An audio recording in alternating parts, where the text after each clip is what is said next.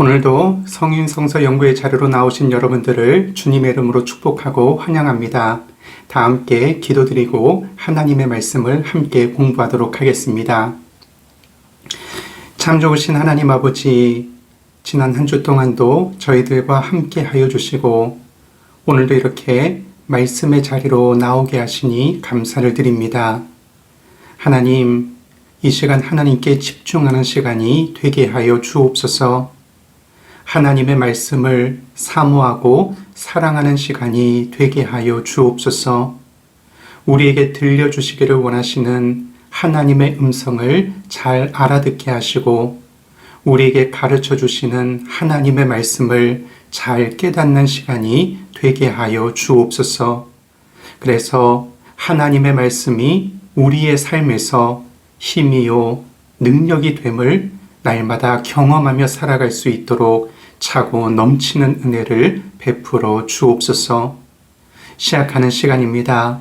마치는 시간까지 사탄과 귀신들 틈타지 못하게 하시며 오직 성령님께서 이 시간을 온전히 주장하여 주시어서 하나님과 저희들 간에 말씀의 교제만이 넘쳐나는 은혜로운 시간이 되게 하여 주옵소서.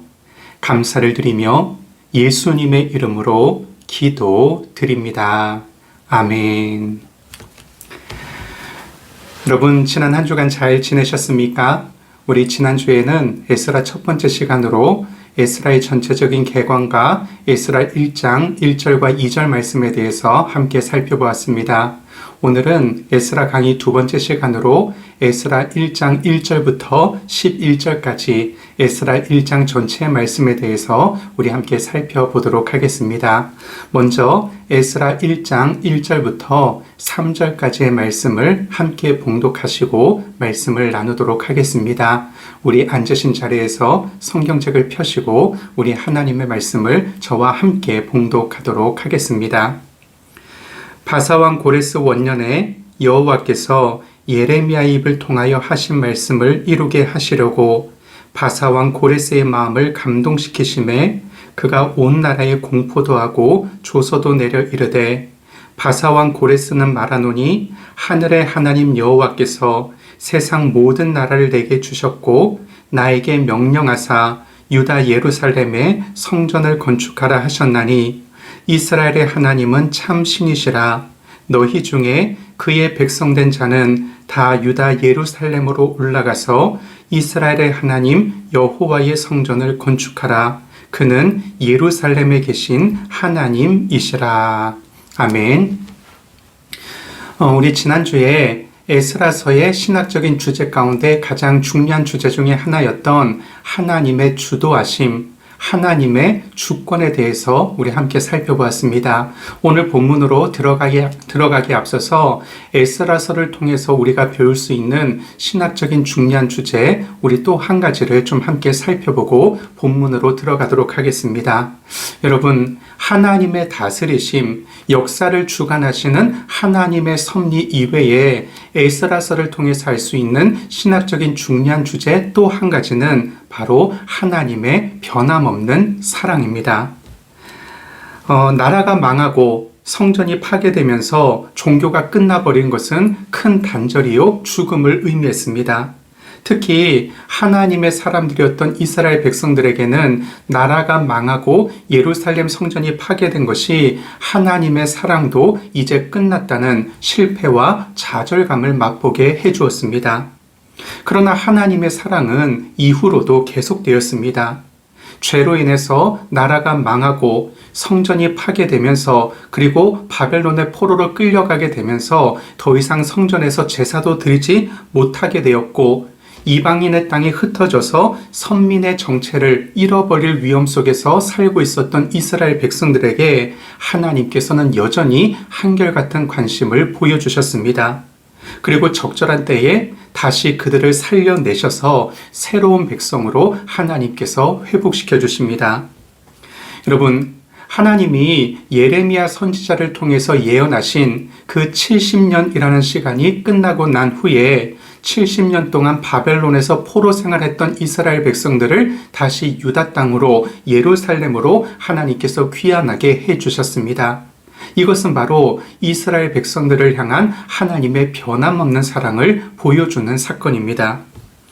여러분, 성경에서 하나님의 사랑을 표현하는 단어가 하나가 있는데 그것은 바로 헤세드라는 단어입니다. 이 단어는 구약 성경에 250회나 나오는 아주 중요한 단어인데 에스라와 느헤미야서에서도 8번 등장하고 있습니다. 그런데 느헤미야 13장 14절에서 사람에게 이 단어를 쓰는 경우를 제외하고 에스라 느헤미야서에서만 이 헤세드라는 단어가 7번 등장하면서 이 헤세드라는 단어가 하나님의 사랑을 표현하는 단어로 사용되고 있습니다. 그런데 여러분, 이 헤세드를 우리말로 표현하면 하나님의 사랑이라고 그렇게 번역할 수 있는데 헤세드는 사랑이다. 이렇게 번역하기에는 헤세드가 가지고 있는 단어가 아주 포괄적인 단어이고 많은 의미를 담고 있습니다. 그래서 헤세드는 사랑이다. 이렇게 번역하기에는 좀 아쉬운 점이 있습니다. 그런데 여러분, 이 헤세드라는 단어를 가장 쉽게 이해할 수 있는 방법이 무엇이냐? 그것은 헤세드는 하나님의 자비하심과 하나님의 성실하심을 합쳐놓은 단어라고 생각하면 될 것 같습니다.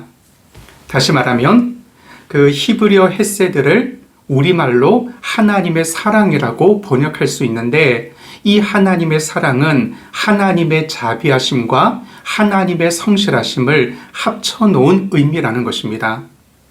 여러분, 자비의 사전적인 정의는 남을 깊이 사랑하고 가엾게 여긴다.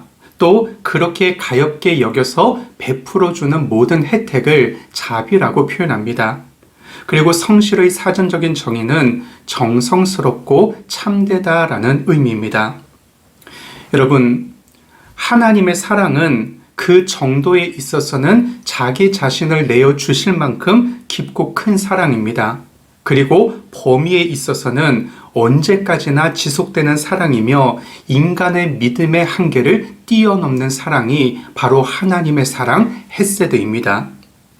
그런데 하나님의 사랑을 헤세드를 하나님의 자비하심과 성실하심이라고 말씀드리지 않았습니까? 그런데 하나님의 이 성실하심은 두 가지 의미를 가지고 있습니다. 하나는 관계적인 의미인데 하나님께서 언약의 파트너들에게 충성스러우시다 그런 의미를 가지고 있고 다른 하나는 시간적인 의미인데 하나님의 사랑이 오랫동안 지속된다라는 의미를 가지고 있습니다. 그러니까 헤세드는 하나님의 자비하심 플러스 하나님의 성실하심입니다. 그런데 이 하나님의 성실하심에는 또 두 가지 측면이 있는데 관계적인 측면에서는 당신의 사랑의 대상에게 충성스러우시다는 것이고 또 당신의 사랑하시는 대상에게 그 시간적인 의미에서 변함없이 지속적인 끝까지 사랑하시는 모습을 보여주고 있다는 것입니다. 여러분, 관계적인 의미에서 하나님은 인간의 반응에 상관없이 자기의 백성들에게 충실하십니다. 무슨 말이냐? 죄를 지으면 그 죄를 용서하시면서까지도 하나님께서는 당신의 백성들을 사랑하신다는 것입니다. 하나님은 당신의 백성들이 순종한다고 사랑하시고 불순종한다고 버리시는 것이 아닙니다. 순종하면 복 주시는 모습으로 사랑하시고 불순종하면 징계하시는 모습으로 사랑하십니다. 여러분, 예를 들어서 우리가 부모의 입장에서 자녀가 잘하면 칭찬하고 보상하는 모습으로 사랑을 표현해 줍니다. 그런데 자녀가 잘못하면 엄하게 꾸짖고 혼을 내는 모습으로 자녀를 사랑합니다. 그러나 어떠한 경우이든 자녀를 향한 부모의 사랑에는 변함이 없습니다. 이스라엘 백성들을 향한 하나님의 사랑도 마찬가지라는 것입니다. 순종하면 복을 주시는 모습으로 사랑하시고 불순종하면 징계하시는 모습으로 사랑하시지만 이스라엘 백성들을 사랑하는 그 하나님의 마음에는 변함이 없으시다는 것입니다. 여러분, 에스라 1장 1절을 보면 하나님께서 예레미야의 입을 통해 예언하신 말씀을 성취하시기 위해서 그 고레스 왕으로 하여금 봉고로 귀환하는 칙령을 내리도록 하나님께서 역사하셨다는 것을 우리가 지난주에 살펴보았습니다. 그런데 예레미야의 입을 통해 하나님께서 하신 말씀이 예레미야 29장 10절에 나와 있습니다. 제가 지난주에 이어서 다시 한번 말씀드리겠습니다. 여호와께서 이와 같이 말씀하시니라. 바벨론에서 70년이 차면 내가 너희를 돌보고 나의 선한 말을 너희에게 성취하여 너희를 이곳으로 돌아오게 하리라. 하나님께서 이 말씀을 성취해 주시기 위해서 고레스의 칙령을 통해 이스라엘 백성들을 본국으로 돌아오게 하셨습니다.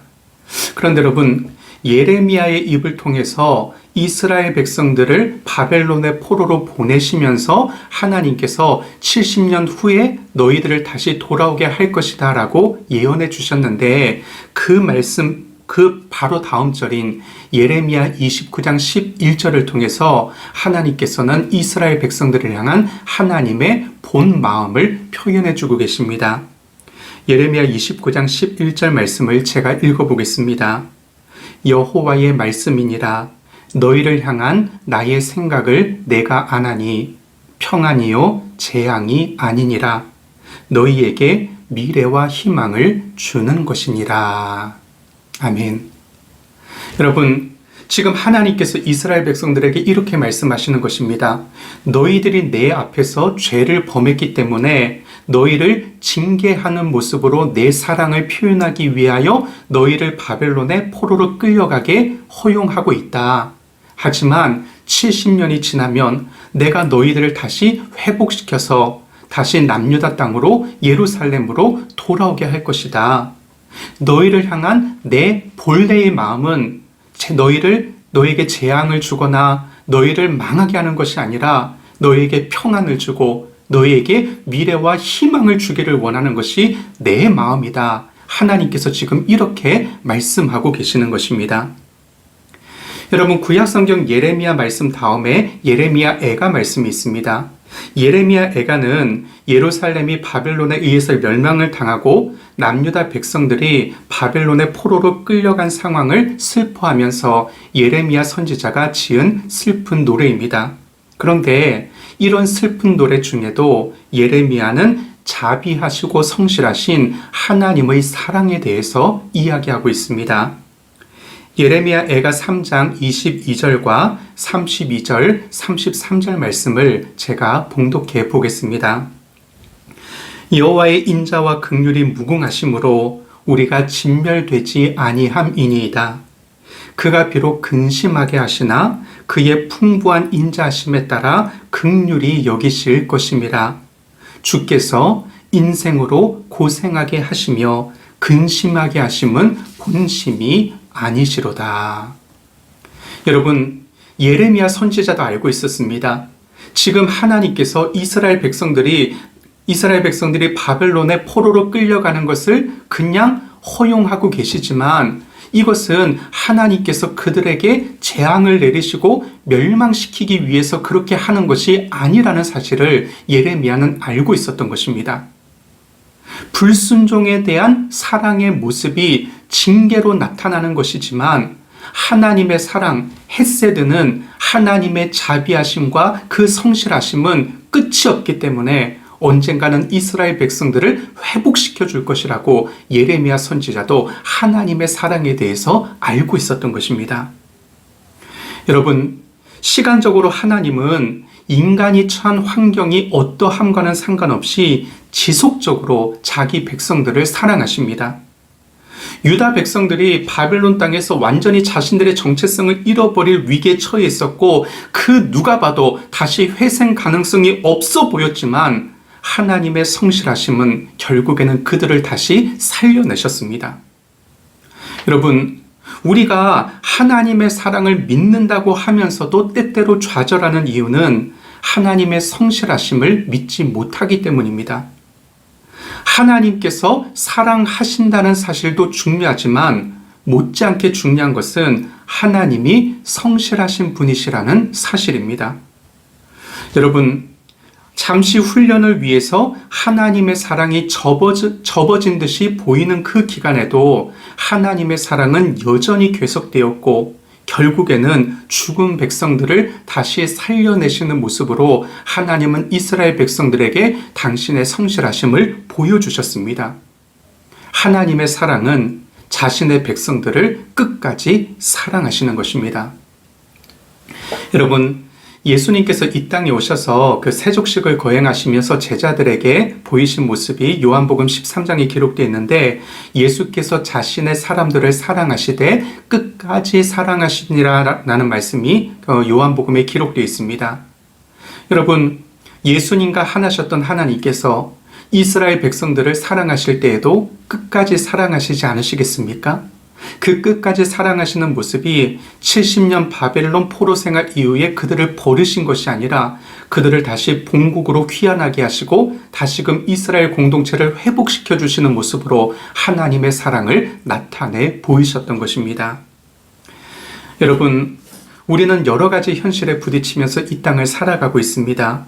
그러나 우리가 겪는 모든 현실 가운데에서 우리가 잊지 말아야 할 아주 중요한 현실은 바로 우리를 향한 하나님의 헤세드입니다. 무슨 말입니까? 하나님의 한결같은 사랑이 우리를 향하고 있습니다. 하나님의 끝없는 관심이 우리를 향하고 있습니다. 하나님께서 우리를 버리지 않으십니다. 하나님께서 우리를 포기하지 않으십니다. 하나님께서 우리를 가엾게 여기셔서 좋은 것을 베풀어 주시고 언젠가는 우리의 힘든 여건 속에서 우리를 회복시켜 주실 것입니다. 이 헤세드 사랑을 믿고 살아가는 사람들이 바로 하나님의 백성들인 것입니다. 정리해 보겠습니다. 에스라의 중요한 신학적인 주제 또 한 가지는 하나님의 헤세드 사랑입니다. 다시 말해 우리를 향한 하나님의 사랑은 그 정도에 있어서는 변덕이 없이 한결같으시고 시간에 있어서는 끝이 없으시며 능력에 있어서는 한계가 없으십니다. 다시 한번 말씀드립니다. 우리를 향한 하나님의 헤세드 사랑에는 그 정도에 있어서는 변덕이 없이 한결같으시고 시간에 있어서는 끝없이 사랑하시며 능력에 있어서는 한계가 없으시다는 것입니다. 다음으로 에스라 1장 2절 말씀을 좀 함께 살펴보겠습니다. 제가 봉독하겠습니다. 바사왕 고레스는 말하노니 하늘의 하나님 여호와께서 세상 모든 나라를 내게 주셨고 나에게 명령하사 유다 예루살렘에 성전을 건축하라 하셨나니. 여러분, 2절 말씀을 보면 이스라엘 백성들이 본고로 귀환하는 1차적인 목적은 성전을 건축하는 일이었다는 사실을 알 수가 있습니다.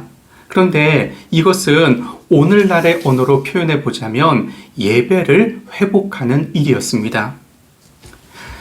역사가들은 고레스가 유대인들의 환심을 사기 위해서 이런 칙령을 내렸다고 그렇게 이야기합니다. 구약학자인 민경진 교수님의 설명을 좀 한번 들어보시기 바랍니다. 페르시아는 바빌론 제국이 강제 이주시킨 자들을 자국으로 돌려보냈는데 이를 통해 지역 강화와 경제 활성화를 의도했다.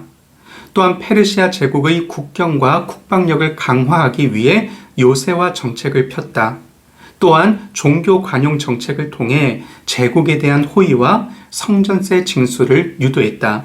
그리고 친페르시아 관리를 그들의 고국으로 파송하여 속주에 친제국적 관리를 두어 원격 통치하는 효과를 누렸다. 여러분, 이것은 인간적인 입장에서 보면 사실입니다.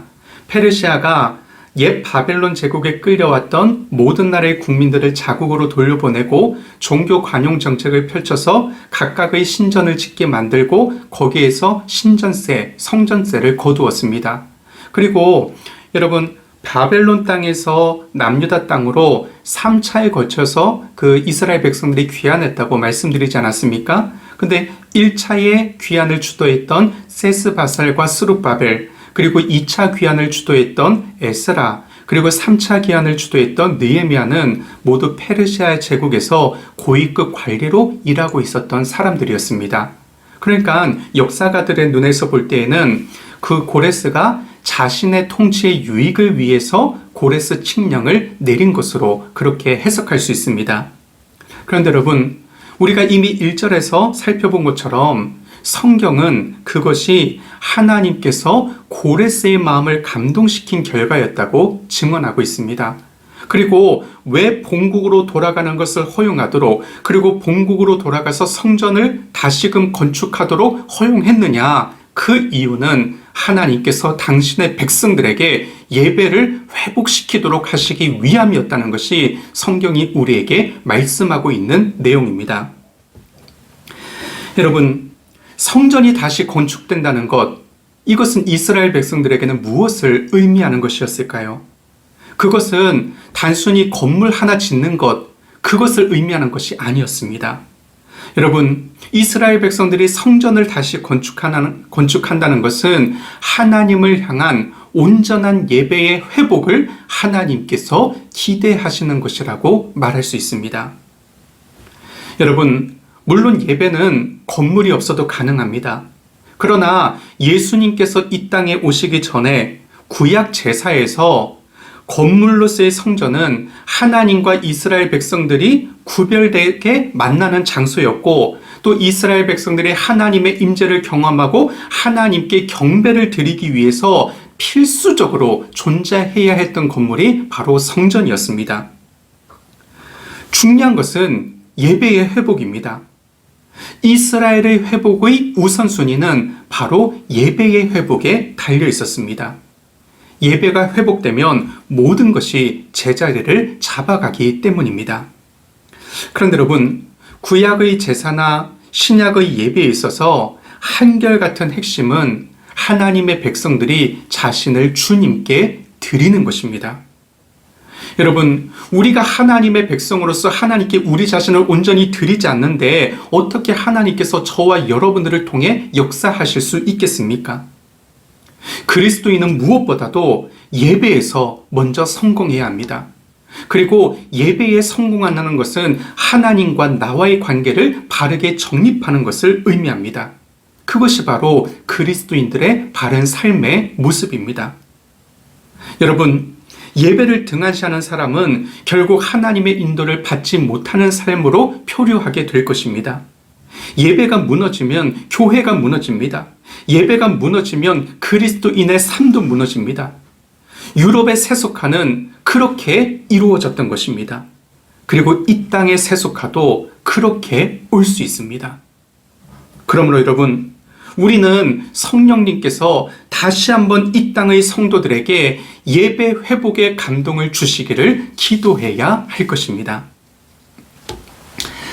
여러분, 우리가 코로나 시대를 맞이하면서 특별히 작년에 코로나 상황이 심각해지면서 예배당에서 예배를 드리지 못하게 되는 예상하지 못했던 안타까운 사건을 경험하게 되었습니다. 여러분, 처음에 우리가 온라인으로 예배를 전환하면서 예배당에 나와 예배 드리는 것이 당연한 것이 아니었다는 것을, 그것이 얼마나 큰 하나님의 은혜였는지를 우리는 깨닫게 되었습니다. 그리고 다시금 예배당에 나와 예배 드릴 날을 사모하면서 눈물로 기도했습니다. 이제 코로나 상황의 심각성이 조금씩 완화되면서 부분적으로나마 예배당 문이 열렸습니다. 그런데 여러분, 요즘에 보니까 이제는 온라인 예배를 드리는 것이 익숙해지고 또 편해지면서 교회에 나오기를 미루는 분들이 계시는 것 같습니다. 또 온라인 예배를 드리는 기간이 길어지면서 예배당 문이 닫히고 처음 온라인 예배를 드릴 때에 그 마음가짐과 몸가짐이 사라지고 흐트러진 모습으로, 해이해진 모습으로 그렇게 온라인 예배를 드리는 분들이 또한 늘어나고 있는 것 같습니다. 여러분, 제가 이 시간 두 가지 당부를 여러분들에게 드리고 싶습니다.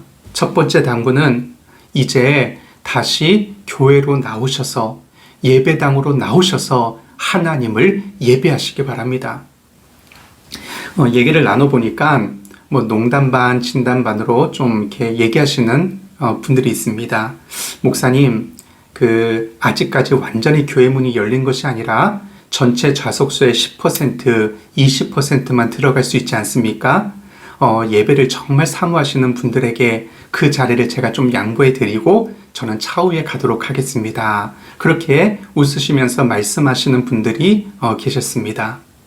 그런데 여러분, 자리는 충분합니다. 지금 20% 허용되어서 들어오고 있는데 자리가 모자라서 예배드리지 못하는 경우는 없습니다. 여러분, 죄송한 말씀이지만 안 오고 계시는 것입니다. 여러분, 오십시오. 이제 교회로 나오셔서 현장에서 하나님을 예배하시기 바랍니다. 지금 이 시대에 이스라엘 백성들이 예루살렘으로 돌아와서 성전을 건축하는 것처럼 집에서 온라인으로 마치 바벨론 제국에서 살고 있었던 여러분들이 다시 교회당으로 나와서 예배당으로 나와서 현장에서 하나님을 예배드릴 때 우리의 예배를 회복하고 다시금 성전을 건축하는 그러한 모습이 될 것입니다. 여러분, 또 어떤 분들은 감염의 위험이 있으시다고 나오지 않는 분들도 계십니다. 근데 이것은 이미 언론을 통해서 국가가 인정한 것 아닙니까? 예배를 통해 가지고 감염이 전파될 위험은 거의 없다고 정부도 인정했습니다. 여러분, 방역수칙 잘 지키시고 마스크 잘 쓰시면 예배 드리고 감염되지 않습니다. 그런 걱정 안 하셔도 됩니다. 이제는 현장에 나와서 하나님을 예배하시기 바랍니다. 그리고 두 번째 당부는 온라인으로 예배를 드리시더라도 준비된 몸과 마음으로 드리시기 바랍니다. 여러분, 우리가 작년에 처음에 온라인 예배 드릴 때 어떻게 예배 드리셨습니까? 남자분들은 양복 입으시고 또 우리 여자 성도님들은 정장 입으시고 소파에 정자세로 앉아가지고 마치 교회에서 예배 드리는 것처럼 그렇게 집중해서 예배 드리지 않으셨습니까?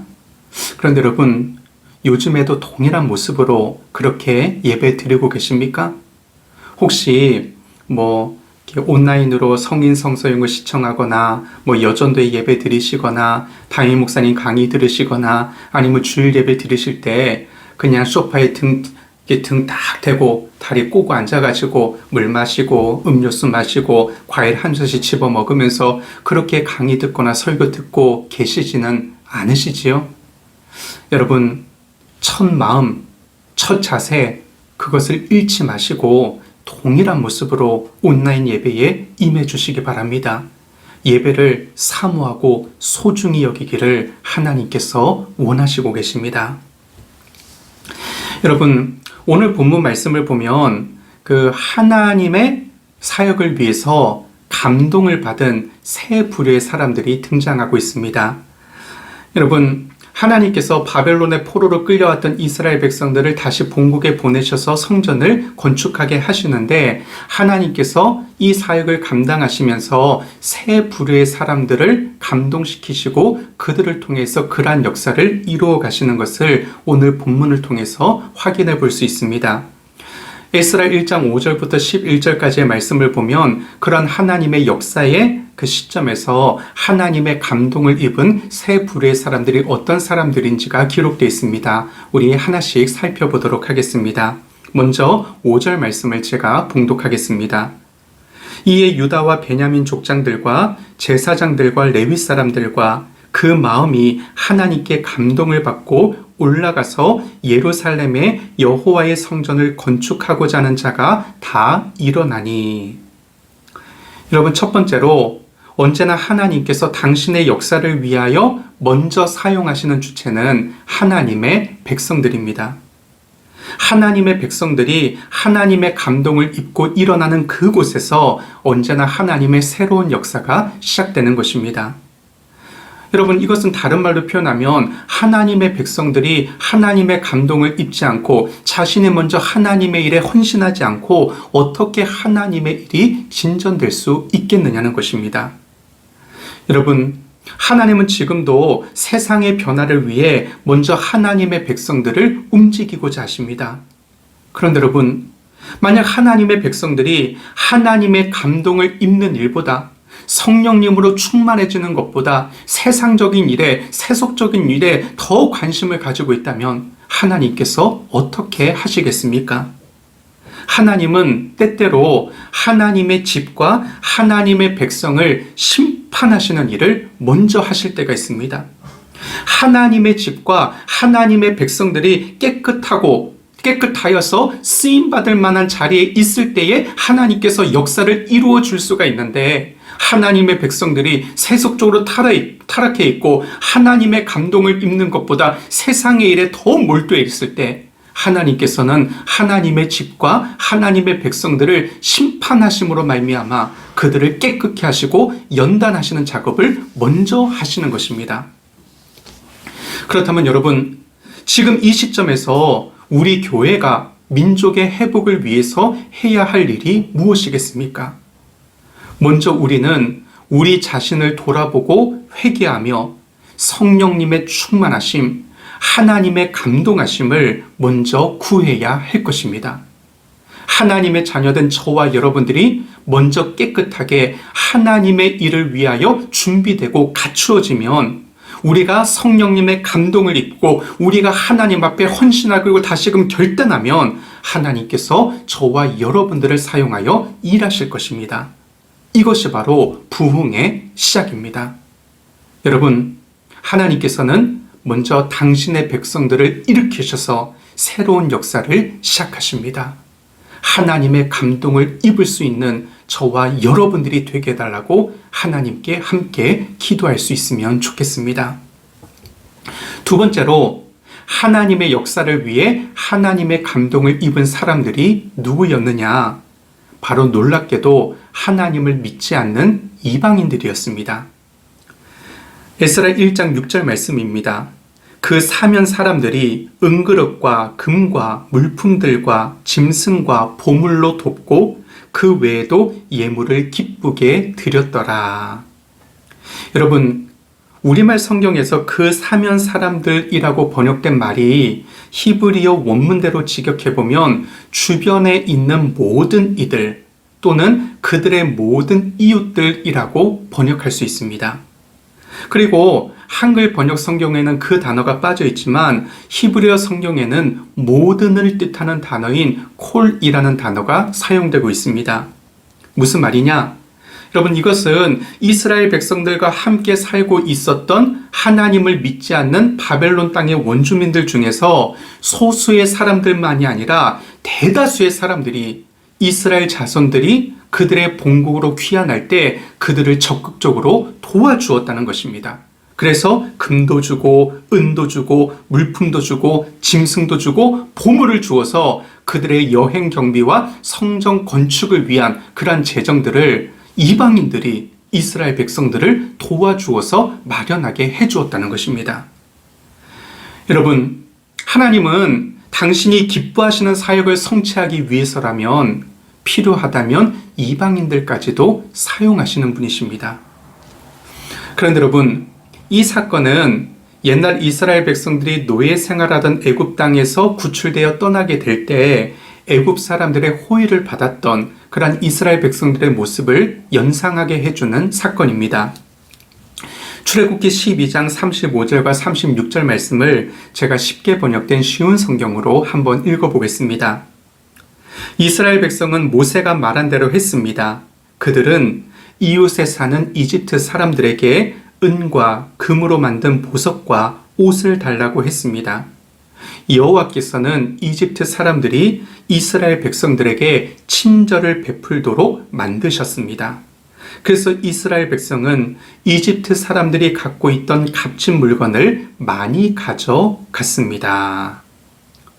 여러분, 같은 구절을 개역 개정판 성경은 이렇게 번역하고 있습니다. 여호와께서 애굽 사람들에게 이스라엘 백성들에게 은혜를 입히게 하사. 새 번역 성경은 이렇게 번역하고 있습니다. 주님께서는 이스라엘 백성이 이집트 사람들에게 환심을 사도록 하셨으므로. 그리고 현대인의 성경은 이렇게 번역하고 있습니다. 여호와께서는 이집트 사람들이 이스라엘 사람들에 대하여 호감을 갖게 하셔서. 여러분, 하나님의 주권은 예배당 안에만 갇혀 있는 것이 아닙니다. 하나님의 능력은 믿는 사람들에게만 한정되어 있는 것이 아닙니다. 하나님께서는 필요하다면, 당신의 역사에 필요하다면 안 믿는 사람들까지도 동원하셔서 당신의 일을 이루어 가시는 분이십니다. 그러므로 우리의 중보의 기도의 영역을 넓혀야 할 이유가 바로 여기에 있는 것입니다.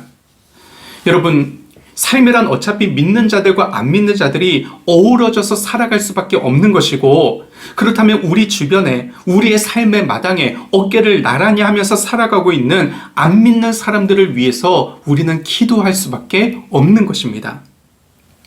여러분, 출애굽 사건 때 애굽 백성들이 이스라엘 백성들에게 했던 것처럼, 그리고 페르시아 제국 시대 때 유다 땅으로 성전을 건축하기 위해 귀환하려는 이스라엘 백성들에게 그 주변 이웃들이 했던 것처럼 요즘 대한민국 국민들이 한국 교회에 친절을 베풀고 있다고 여러분들은 생각하십니까? 안 믿는 우리의 이웃들이 믿는 우리와 이 땅의 교회들에게 환심을 가지고 있고 호감을 가지고 있다고 여러분들은 생각하십니까? 우리는 그렇다고 감히 대답할 수 없는 시대를 살아가고 있습니다. 그렇다면 여러분, 먼저 저와 여러분들은 믿는 사람들과 교회의 이미지가 이 땅에서 제고될 수 있도록 노력해야 할 것입니다.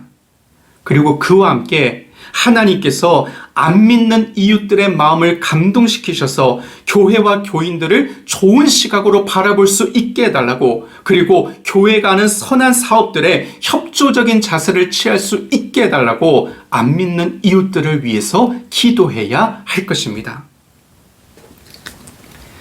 세 번째 부류의 사람이 있습니다. 하나님께서는 이스라엘 백성들의 회복의 역사에서 고레스 왕이라는 그 당시 최고 권력자의 마음을 감동시키셔서 하나님의 역사를 이루십니다.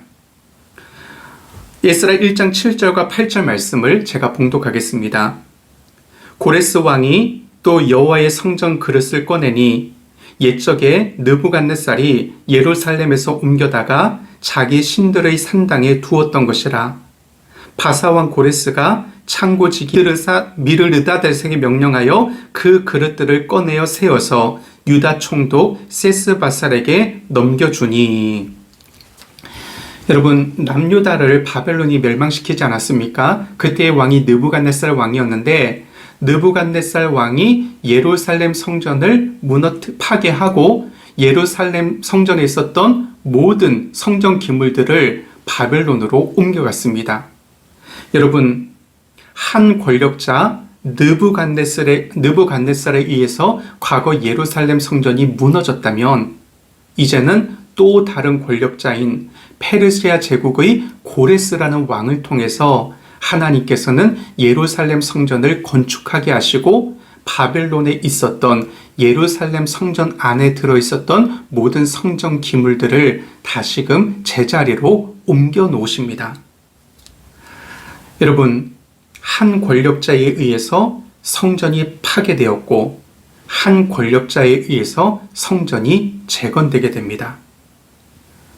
우리가 세상 권력자들과 위정자들을 위해서 기도해야 하는 이유가 바로 여기에 있습니다. 세상 권력자들과 위정자들이 교회와 하나님 나라의 가치에 부합하는 결정들을 내리고, 그리고 그런 좋은 정책들을 결국에 내놓을 수 있도록 우리는 그들을 위해서 기도해야 할 것입니다. 그리고 그들이 하나님을 대적하는 세력이 아니라 성경적인 가치관이 이 땅에 편만해지고 기독교와 교회가 든든히 세워지는데 도움이 되는 세력들이 되게 해달라고 우리는 이 땅의 최고 권력자들과 위정자들을 위해서 기도해야 할 것입니다. 여러분, 제가 성경 공부를 준비하면서 이 대목과 관련해서 준비하는 중에 예전에 공부했던 한국 교회의 한 가지 이야기가 생각이 났습니다. 장려신학대학교의 역사신학 교수를 역임하셨던 김인수 교수님이 쓰신 한국 기독교회의 역사라는 책이 있습니다. 그런데 그 책을 보면 우리를 좀 깜짝 놀라게 할 만도 할 수 있는 아주 흥미로운 이야기가 실려 있습니다. 제가 여러분들에게 좀 들려드릴 텐데 한번 귀담아 들어보시기 바랍니다. 그 우리나라의 마지막 왕이었던 고종의 탄신 기념 행사와 관련된 이야기입니다. 선교사들의 애국 충곤의 업적 중 왕실과의 관계에서 빼놓을 수 없는 것 가운데 하나는 고종의 탄신일에 기념 예배를 드리고 그의 만수무강을 빈 일이었다. 언더우드는 1896년 국왕 탄신일인 9월 2일에 이를 기념하는 예배를 드릴 계획을 세웠다. 국왕의 탄신일을 기념하는 예배를 드림으로써 왕과 국가를 위해 기도하고 있다는 사실을 알림으로써 기독교가 애국 충곤의 종교라는 일반 국민들에게 좋은 인식을 심어 주었을 뿐만 아니라 이런 기회를 통하여 전도할 수 있는 기회를 갖게 된 것은 언더우드의 해안이 아닐 수 없다. 이러한 선교사들의 애국 활동은 왕실의 특별한 관심과 호혜를 입게 되었고 특히 고종 황제의 신임을 얻게 되었다. 기독교나 서구의 문명이 나라를 부강하게 만들 수 있다는 확신에서 고종은 언더우드에게 전 조선을 기독교 국으로 선포해 주기를 바라느냐고 물었으나 언더우드는 정중히 이러한 제안을 거절하였던 것이다. 기독교 선교는 왕명에 의한 강압에 의해서가 아니라 한 영혼 한 영혼에게 호소하여 개종시키는 원리를 따라야 했기 때문이었다. 여러분, 제가 깜짝 놀란 대목은 이것입니다. 고종은 언더우드에게 전 조선을 기독교 국으로 선포해 주기를 바라느냐고 물었으나, 여러분, 고종 황제가 선교사들의 사역에 감동을 받아서 언더우드 선교사에게 내가 조선을 기독교 국가로 선포해 주기를 바라느냐고 물었다는 것입니다. 만약 여기서 언더우드 선교사가 Yes, Thank you 그렇게 대답했다면 아마 고종 황제가 조선을 기독교 국가로 선포하고 조선의 백성들에게 기독교를 믿으라고 그렇게 이야기했을지도 모르겠습니다. 근데 하나님의 섭리는 다른 곳에 있었겠지만 어쨌든 여러분, 이 사건에서 우리가 중요하게 살펴봐야 될 것은 기독교 선교와 교회의 확장에 있어서 권력자들, 위정자들이 끼칠 수 있는 영향력이 분명히 있다는 사실입니다. 그래서 우리는 이 땅의 권력자들과 위정자들이 하나님을 대적하지 않도록 하나님께 사시는 역사에 협조적이 될 수 있도록 그렇게 기도해야 할 것입니다. 그런데 여러분, 우리가 한 가지 잊지 말아야 할 것은 본질적으로 중요한 것은 권력자 그 자체가 아니라는 사실입니다. 중요한 것은 그 권력자를 부리시는 하나님이십니다.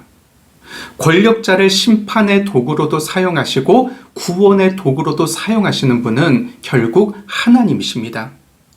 문제는 오늘을 사는 우리가, 하나님의 백성된 우리가 하나님과의 관계 속에서 바른 자세를 취하면서 살아가고 있느냐는 것입니다.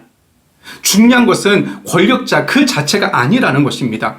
권력자를 감동시키시고 그를 도구로 사용하시는 분은 바로 하나님이십니다. 하나님께서 최고의 권력자이시라는 것입니다. 그러므로 정말 중요한 것은 최고의 권력자가 되시는 하나님을 기쁘시게 하는 삶을 저와 여러분들이 살아가고 있느냐는 것입니다.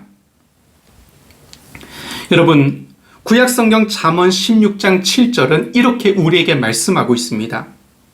사람의 행위가 여호와를 기쁘시게 하면 그 사람의 원수라도 그와 더불어 화목하게 하시느니라. 사람의 행위가 여호와를 기쁘시게 하면 그 사람의 원수라도 그와 더불어 화목하게 하시느니라. 여러분, 이와 반대되는 메시지도 사무엘하 7장 14절에 기록되어 있습니다. 여러분, 하나님께서 다윗에게 너의 아들 솔로몬을 통해서 너의 왕위를 이어줄 것이다 그렇게 약속하시면서 하나님께서 솔로몬에 대하여 이렇게 얘기하신 예언의 말씀이 있습니다. 나는 그에게 아버지가 되고 그는 내게 아들이 되리니 그가 만일 죄를 범하면 내가 사람의 매와 인생의 채찍으로 징계하려니와. 그가 만일 죄를 범하면, 다시 말해 솔로몬이 죄를 범하면 그를 돌이키기 위해서 하나님께서 사람의 매와 인생의 채찍으로 징계하시겠다는 것입니다. 그렇다면 여러분, 사람, 권력자는 하나님께서 부리시는 도구라는 것입니다. 하나님의 백성인 우리와 하나님과의 관계에서 하나님께서 심판의 도구로 또는 구원의 도구로 하나님께서 부리시는 도구라는 것입니다. 그러므로 권력자 그 자체가 중요한 것이 아니라 하나님의 백성인 우리와 교회와 하나님과의 관계가 중요하다는 사실입니다. 그렇다면 여러분, 우리가 이 땅의 권력자들과 위정자들을 위해서 기도하는 것과 동시에 우리에게 필요한 모습은 그들을 구원의 도구로도 사용하시는 분도 하나님이시요 심판의 도구로 사용하시는 분도 하나님이실진데 우리가 하나님과 바른 관계 속에서 살아갈 수 있도록 그렇게 기도하시고 하나님께서 기뻐하시는 삶을 살아갈 수 있도록 우리가 하나님의 말씀에 순종하는 인생을 살아가야 한다는 것입니다. 여러분, 오늘 강의 마지막으로 우리 한 가지만 더 살펴보도록 하겠습니다. 여러분, 이스라엘 백성들이 바벨론의 포로로 끌려가기 이전에 이스라엘 백성들은 예루살렘에 세워져 있었던 성전을 중심으로 신앙생활을 했습니다. 그럴 수밖에 없었겠지요. 예루살렘의 성전이 세워지고 이스라엘 백성들은 그 성전으로 와서 제사를 드리면서 하나님과의 관계를 맺으면서 살아갔습니다. 그런데 바벨론이 남유다에 쳐들어와서 예루살렘을 함락시키고 성전을 파괴시키고 남유다 백성들을 바벨론 땅으로 강제 이주시켰습니다. 그리고 바벨론 땅에서는 그 성전을 짓지 못하게 했습니다. 그렇다면 여러분, 바벨론 포로기 때에는 이스라엘 백성들이 더 이상 성전 중심으로 신앙생활을 할 수 없었기 때문에 그들은 하나님의 율법을 중심으로 신앙생활을 하게 되었습니다. 이제 포로기 시대가 다 끝나고 포로 귀환 시대, 그러니까 포로기 이후 시대가 되었는데 이때에는 본고로 귀환한 이스라엘 백성들이 예루살렘의 성전을 다시 짓게 되었습니다. 그러면 포로 이후 시대에는 어떻게 이스라엘 백성들이 신앙생활을 했느냐? 성전과 율법을 함께 중요시하는 신앙 공동체를 이루게 되었습니다. 그렇다면 여러분, 그 에스라와 느헤미야, 다시 말해 포로 귀환 시대, 포로기 이후를 다루고 있는 그러니까 성경인 에스라와 느헤미야는 이스라엘 공동체가 다시금 회복하는 과정에 있어서 성전 중심의 신앙생활도 다시 되찾게 되었고 바벨론 포로 생활에서 이어져 왔던 율법 중심의 신앙생활도 여전히 중요시하는 그러한 민족을 형성하게 되었다는 것을 우리에게 보여주고 있습니다. 여러분, 성전 중심의 신앙생활, 이것은 이 시대의 언어로 표현하면 교회 중심의 신앙생활이라고 이야기할 수 있습니다. 예배 중심의 신앙생활이라고 이야기할 수 있습니다. 여러분, 교회를 멀리하는 것은 대단히 위험한 일입니다. 교회를 중심으로 우리의 신앙을 지켜가야 합니다. 때때로 교회에서 시험 받았다고, 교인들이 마음에 안 든다고 교회를 떠나가서 가난한 성도들, 교회에 안 나가 성도들로 그렇게 신앙생활을 하는 것은 우리의 신앙을 뒤로 물러서게 만드는 큰 위험성이 있습니다. 여러분, 교회에서 드리는 예배를 우선으로 삼고 교회에서 드리는 그 예배를 회복하심을 통해서 우리 삶의 올바른 질서들을 잡아 나가야 합니다. 여러분, 성전 중심의 신앙생활, 오늘날로 표현하면 교회 중심의 신앙생활, 이것이 우리에게 꼭 필요하다는 것입니다. 그리고 여러분, 우리의 삶 속에서는 하나님의 말씀으로 나와 우리 가정의 모습을 하나님께서 원하시는 모습으로 바꾸어가는 노력이 필요할 것입니다. 다시 말해 하나님의 말씀으로 나와 내가 속해 있는 가정을 개혁하는 모습이 필요하다는 것입니다.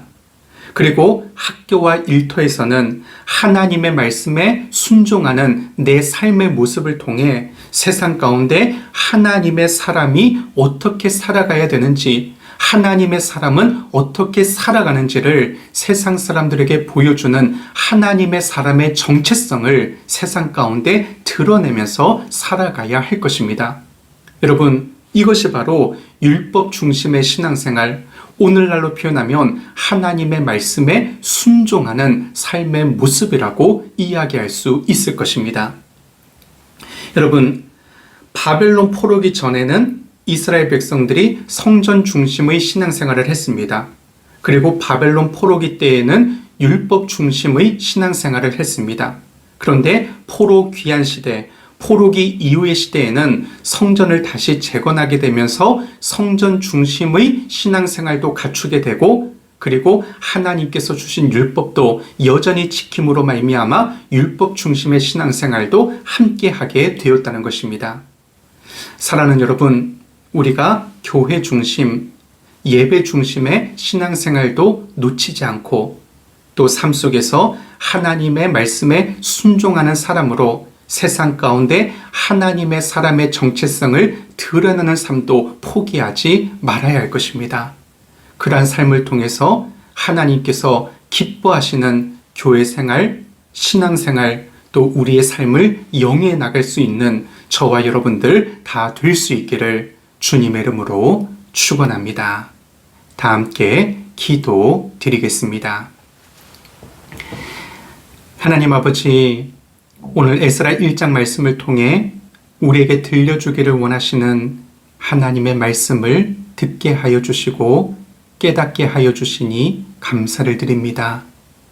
하나님, 우리를 향한 하나님의 사랑에는 변함이 없다는 사실을 늘 기억하며 인생의 힘든 시간 속에서도 헤세드, 우리에게 자비를 베풀어 주시기를 원하시며 우리를 성실하신 모습으로 끝까지 책임지시고 인도해 주시는 하나님의 사랑을 생각하며 힘을 얻고 다시금 일어설 수 있는 하나님의 사람들 다 되게 하여 주옵소서. 하나님, 하나님의 자녀된 저희들이 먼저 하나님께 헌신하고 성령님의 충만하심을, 하나님의 감동을 날마다 사모하며 살아가는 믿음의 사람들 다 되게 하여 주옵소서. 하나님의 사람들을 감동시키시고 믿지 않는 이방인들도 감동시키시고 최고의 권력자를 감동시키심으로 하나님의 백성들을 다시금 회복시키시고 삶의 중심이었던 성전을 건축하게 하셨던 하나님, 지금 이 시대에도 하나님의 백성인 우리를 감동시켜 주시고 이 땅에 믿지 않는 백성들을 감동시켜 주시고 이 땅의 통치자들과 위정자들을 감동시켜 주시어서 이 땅 대한민국에 하나님의 나라가 확장되며 주님의 몸된 교회가 더욱더 든든하게 세워져 가며 예수 그리스도의 복음이 힘있고 왕성하게 전파될 수 있는 하나님의 거룩한 역사가 다시금 불릴 듯 일어날 수 있도록 하나님 역사하여 주옵소서. 감사를 드리며 예수님의 이름으로 기도드립니다. 아멘. 여러분, 긴 시간 강의 들으시느라 수고 많으셨습니다. 여러분, 제가 이번 학기 에스라 말씀을 함께 공부하자고 말씀드렸는데 그저 아무런 생각 없이 이 에스라 말씀을 정한 것은 아닙니다. 이 코로나 시기, 그리고 지금 현실에서 이 땅의 교회들을 생각하면서 포로 귀환 시대, 포로기 이후 시대에 하나님의 백성들을 다시금 재건해 주시고 회복시켜 주시고 그들의 신앙을 다시금 개혁시켜 주신 그런 하나님의 말씀을 우리가 함께 살펴보면서 지금 기독교가 욕을 먹고 교회가 쇠퇴하고 있고 이 땅 가운데 우리의 입지가 좁아지고 있는 이 상황에서 다시금 하나님께서 부흥의 역사를, 재건의 역사를, 회복의 역사를 일으켜 주시기를 소원하는 마음으로 우리 에스라 말씀을 함께 공부하기를 제가 소원하는 마음으로 이 에스라 말씀을 선택하고 준비하고 있습니다. 여러분, 동일한 마음으로 함께 기도해 주시고 하나님께서 이 땅의 교회들을 다시 일으켜 주시고 이 땅 가운데 하나님의 이름이 높아지는 역사를 우리가 다시금 목도하게 해달라고 그렇게 기도하며 우리가 해야 될 몫들을 감당할 수 있기를 원합니다. 한 주간 건강히 잘 지내시고 우리 다음 주에도 우리 다시 반가운 모습으로 말씀의 자리에서 뵙도록 하겠습니다. 한 주간 강건하시고 주님 주시는 평안과 기쁨이 여러분들의 심령과 삶 속에 충만하기를 주님의 이름으로 축원합니다. 샬롬.